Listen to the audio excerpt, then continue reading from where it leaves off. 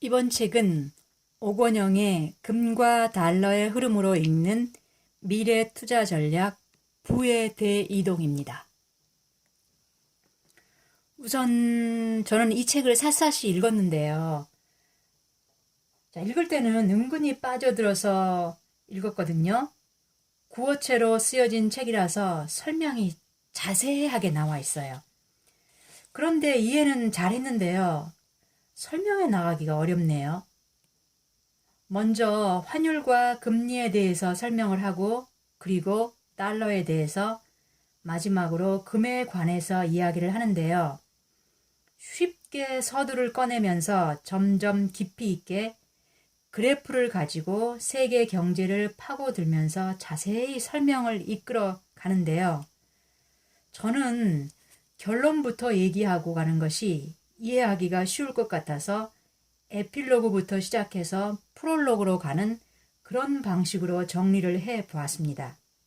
결론은 달러와 금에 투자하라는 것입니다. 이 2020년 코로나 팬데믹 사태를 겪으면서 앞으로도 이런 이례적인 시장 급변 상황이 자주 나타날 수 있겠다 하면서 내 투자의 포트폴리오를 분산해서 주식, 채권의 분산만으로 커버할 수 없는 위기가 찾아왔을 때 금과 달러가 도움을 준다는 겁니다. 다만 일종의 보험 컨셉으로 하라는 겁니다. 우선 금의 경우 4가지 방법이 있는데요. 첫째, 증권사 ETF에 투자하는 방법. 둘째, 금 펀드를 트는 방법. 셋째, 실물 골드바 금을 직접 사는 방법. 넷째, 금 통장을 만드는 방법이 있습니다. ETF 투자는요, 이 금 기업의 주식에도 투자하는지, 금에 대해서만 투자하는지 그 상품을 꼼꼼히 살펴봐야 하고요. 그 다음에 실물 그 금 골드바를 직접 사면요, 거기에 부가세 10%를 내야 하고요. 그리고 마지막으로 금통장을 시중은행에서 하면 됩니다. 달러도 비슷한데요. 다만 이 금에서와 마찬가지로 달러 ETF는 거래 수수료가 나가고요. 그리고 직접 사모으는 실물 이 달러는 환전 수수료가 나가고, 그 다음에 그래서 혹은 그 달러 통장을 개설해서 보험금처럼 꾸준히 넣는 방법이 있습니다. 이 책의 저자 오건영은요, 이 달러 투자는 보험 컨셉으로 장기적으로 조금씩 접근하라고 합니다. 절대 빚내서 하지 말라는 거죠. 그래서 적립식으로 달러를 사들이는 이 최종 수비수를 세우는 전략으로 나가라고 합니다. 그리고 금에 대해 좀 더 자세히 살펴보면요. 우선 금은 이 원자재로서의 특성과 그 다음에 귀금속으로서의 가치도 있긴 한데, 그런 특성은 금 가격에 큰 영향을 주지 않는다고 하네요. 실물 화폐로서의 특성에 맞춰서 그 설명해 나갈 때를 얘기하는 것입니다. 금은 안전자산일까요? 이 답을 찾기 위해서 우선 그래프를 한번 보면요, 상당히 의심스럽습니다. 왜냐하면 금이 안전자산이라면 다른, 예를 들어서 주식 가격이 하락할 때 금 가격이 올라야 되잖아요. 그런데요, 먼저 이 그래프를 한번 보면요, 이 파란색이 금이고요, 이 까만색이 지금 S&P 500 지수거든요. 근데 이 주목할 시기는 이 1980년대 초반인데요. 주식시장이 하락세를 나타내던 당시 금 가격 역시 큰 폭의 하락세를 나타내고 있음을 확인할 수가 있습니다. 금이 안전자산이라면 오히려 주가 하락 시 안정적인 상승세를 보였어야 하는데 주식시장과 동행하는 모습입니다. 자, 그럼 이렇게 표에서 보듯이 금은 안전자산이 아니네요. 그럼 그 다음에 한 번 더 보면요. 자, 이쪽 그래프를 또 한번 보면요. 자, 글로벌 그 금융위기는 그 궁극의 금융 그 시스템 위기였습니다. 이게 지금 금과 이것도 S&P 500 주시거든요. 이제 2008년 그 2009년 금융 위기 때요. 그럼 이때요. 당시 금 가격 역시 온스당 1000달러 가까이 상승한 이후에 자, 이 까만 이 금이요. 이렇게 온스당 이렇게 1000달러 가까이 상승한 이후 큰 폭으로 하락, 온스당 700달러 선까지 무너지는 모습을 보였습니다. 이것도 마찬가지로 주식시장과 상당 부분 동행하는 모습을 확인할 수 있습니다. 그럼 이번 코로나 위기 때 그럼 금 가격과 S&P 500 지수를 그래프로 또 한번 보면요.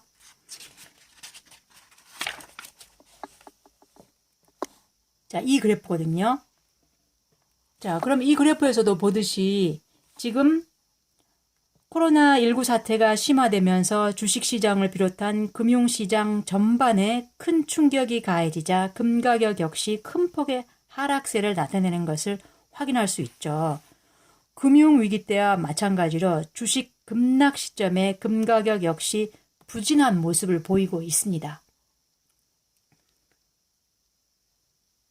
자, 그럼요. 그 다음 그래프를 한 번만 더 보면요. 여기에서 보면요. 자, 이 2008년 금융위기, 그 다음에 2020년 코로나19 사태, 그때 이 달러 인덱스와 금의 추이를 살펴보겠습니다. 자, 여기요.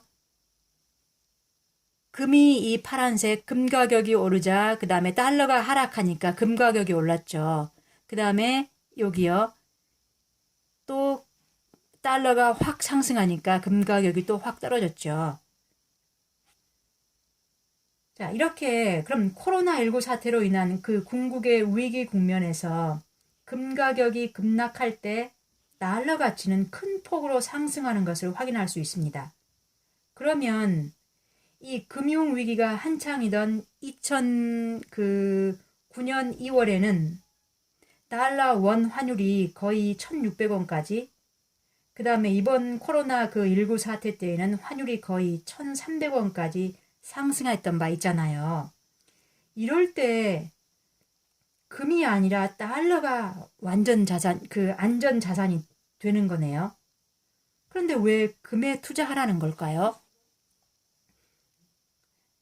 그리고 왜 요즘 금값이 뛴다고 그러는지. 그러면요. 글로벌 위기 때도 이 코로나19 사태 때도 이 주식시장과 함께 금 가격도 같이 무너졌는데 왜 보험처럼 포트폴리오에 넣어두라고 하는지 그 저자 이 오건영의 설명을 한번 보면요. 이 코로나19 초기 그 마스크를 구입하기 위해 길게 줄을 섰던 거 기억하죠? 공급이 절대적으로 부족하다는 얘기도 맞지만 수요가 큰 폭으로 늘었기 때문인데요. 당장 마스크가 있어도 이 불확실한 미래 때문에 어떻게든 마스크를 구해두어야 할 것 같아서였는데요. 여기서 마스크를 달러 현금으로 바꾸면 마스크를 달러 현금으로 바꾸어서 설명하면요. 지금 당장 쓸 달러가 있지만 이런 사태가 중장기적으로 이어지면 달러를 구하지 못해 파산할지도 모른다는 것 때문에 마스크를 사듯이 달러를 사들이는 겁니다. 자, 그러자 미 그 연방준비제도 이 페드는요. 이 사태의 심각성을 보고 기준금리를 0%로 인하하고 7천억 달러의 양적 완화를 통해 유동성 공급에 나섭니다. 그리고 나서 계속 금융시장이 흔들리자 이제 무제한 양적 완화를 시작합니다. 이는 달러 부족에서 풀려나면서 금 가격의 회복과 중장기적 상승세를 만들어내는 것입니다. 그래서 달러가 약세일 때 금값이 올라가게 되는 것을 볼 수가 있는데요. 온수당 이 1,500달러를 하회하던 금 가격이 다시 온수당 이 1,700달러 수준으로 빠르게 상승한 것입니다. 자, 그러나 그 마스크나 이 양적 완화의 경우처럼 믿음을 심어주는 정책이 나오게 되면 금도 다시 제자리를 찾게 되겠군요. 그럼 이렇게 그 실물 화폐로서의 금은 그 종이 화폐의 대표인 이 달러 가치 변화에 상당한 영향을 받는다는 점을 알 수가 있습니다. 결국 이 달러의 가격이 하락하면 금 가격이 상승했고 달러 가격이 상승하면 금 가격이 하락하는 거였죠. 근데 이제는 이 코로나19 사태 이후 훨씬 증가한 이 미국을 비롯한 전 세계 빚이 큰 문제라는 것이죠. 이 불황이 계속되어도 빚만 없으면 어떻게 버텨나갈 수가 있잖아요. 우리 개개인도 다 그렇잖아요. 빚만 없으면은 위기가 찾아와도 근근히 버텨나갈 수가 있는데 이번 코로나 위기는 이 과거의 금융위기나 이 대공황과는 성격이 다르다고 하네요. 이 부채, 빚이 워낙 많기 때문에 이자라도 내려면 경제 활동을 할 수밖에 없는데요. 이런 상황에서 경제가 멈춰 서면 빚 때문에 파산할 가능성이 높아진다는 겁니다. 이제 이 빚을 해결하기 위해 각 나라는 이 초저금리의 장기화를 그리고 양적 완화를 계속해서 그다음에 이 적극적 유동성의 공급을 상시화하여 이어나갈 수밖에 없다는 거죠. 그래서 제로금리 장기화 그다음에 달러 공급 확대를 그 해답으로 내놓았다는 겁니다. 이 달러 공급이 크게 늘어나는 것으로 보인다면요. 금이 갖고 있는 그 실물 화폐로서의 가치가 계속 올라간다는 겁니다. 그럼 여기에서 그 전설적인 투자자 레이 달리오의 금에 관한 그 코멘트를 최종 정리해서 이 저자가 덧붙였는데요. 수익률이 훌륭한 자산은 화폐 가치가 절하되고 내수와 세계 경제 갈등이 심할 때 빛을 발하는 자산이다 라고요. 저는 이 말을 들으면서 그 김영익 교수가 이 점을 강조했던 점이 작년부터 이 점을 얘기했던 게 생각이 나네요. 자, 그러면 이제 금 얘기를 마치고 달러를 살펴보겠습니다. IMF를 예로 들어보면 우리가 겪은 이 뼈아픈 기억이었기에 이해가 잘 되는데요. 그럼 IMF라는 이 IMF 외환 위기 이런 단어를 쓰잖아요.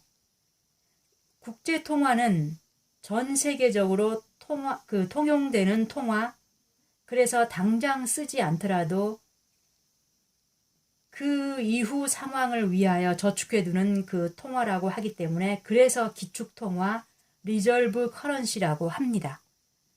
그럼 이 수입폭은 그 교역을 위해서 달러와 같은 국제 통화를 쌓아두게 되잖아요.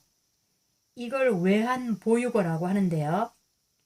외환 위기는 이 달러나 유로, 이 엔 등의 외환 보유고가 거덜나버리는 그런 상황이었습니다. 그래서 한국이 이 대외 달러 부채 등의 지급이 불가능하다고 선언했던 상황, 바로 외환 위기입니다. 그럼 앞에 그 IMF가 붙은 것은 그 케인즈의 아이디어였던 이 IMF 국제통화기금의 약자인데 글로벌 국가들의 은행이라고 보면 됩니다. 해당 국가에 달러를 빌려주는 대신 즉 구제금융을 해주고 구조조정 등 여러 가지 정책 간섭을 하는 겁니다. 그래서 IMF에 대해 부정적인 이미지가 있는 것이죠. 그럼 그 97년 IMF 외환 위기 그 상황 그때를 보면요. 그 이전에 95년 상황을 보면요. 그때 엔화 초강세에 그 PC 붐까지 겹쳐서 수출 산업의 전망이 아주 좋았었는데요. 어떻게 분위기가 급 반전됐느냐 하면요. 우선 일본이 95년 역플라자 합의로 그 달러 대비 엔화 가치가 하락하면서 한국 수출에 큰 힘을 실어줬던 엔 강세라는 우군이 사라집니다. 여기에 반도체 가격이 큰 폭으로 하락하면서 한국 수출 주력 산업이 타격을 받고 그 주변 동남아 국가들 97년 태국, 인도네시아가 무너지면서 외국 투자자들은 한국 대출을 연장해 주지 않았습니다. 그 당시 한국은 고정 환율제와 비슷한 관리 변동 환율제를 쓰고 있었습니다. 이 달러당 800원 정도의 수준의 그 달러 원 환율을 고정해 둔 것입니다. 즉 정부가 이 환율을 유지하겠다고 만약 그 달러 가치가 하락해서 800원보다 내려가면 원화를 주면서 달러를 사서 이 800원 수준을 만들고 또 그 달러 강세 때는 달러를 시중에 풀어버립니다. 이렇게 800원 수준으로 유지했던 건데요. 그런데 이 환율 방어를 하는 과정에서 외환 보유고가 텅 비게 되면 외환 위기가 찾아오는 겁니다.